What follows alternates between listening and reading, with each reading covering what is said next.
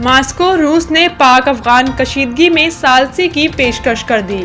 روس نے پاکستان اور افغانستان کے درمیان جاری سرحدی کشیدگی پر گہری تشویش کا اظہار کرتے ہوئے دونوں ممالک کے درمیان ثالثی کا کردار ادا کرنے کی پیشکش کر دی۔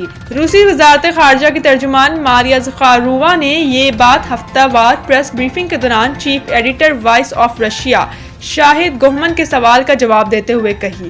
بریفنگ میں شاہد گوہمن کے سوال پر ترجمان نے کہا کہ پاک افغان صورتحال نہ صرف روس بلکہ عالمی برادری کے لیے بھی تشویش کا باعث ہے۔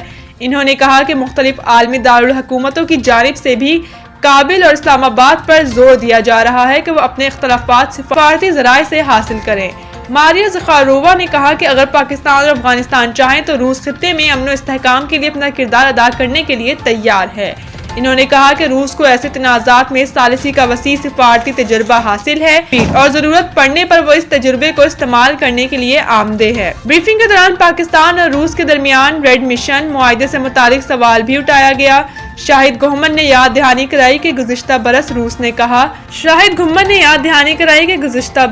نے کہا تھا کہ پاکستانی شہریوں کے ویزا عمل میں آسانی اس معاہدے کی تکمیل سے مشروط ہوگی۔ اس پر ترجمان نے کہا کہ معاہدے کے مسودے پر دونوں ممالک کے درمیان بات چیت جاری ہے اور پیش رفت مرحلہ وار ہو رہی ہے۔ انہوں نے مزید کہا کہ پاکستانی شہریوں کے لیے ویزے میں نرمی اسی وقت ممکن ہوگی جب ریڈ مشن معاہدہ حتمی شکل اختیار کر لے۔ تاہم اس سلسلے میں مذاکرات تسلسل کے ساتھ جاری ہیں اور مزید تفصیلات مناسب وقت پر فراہم کی جائیں گی۔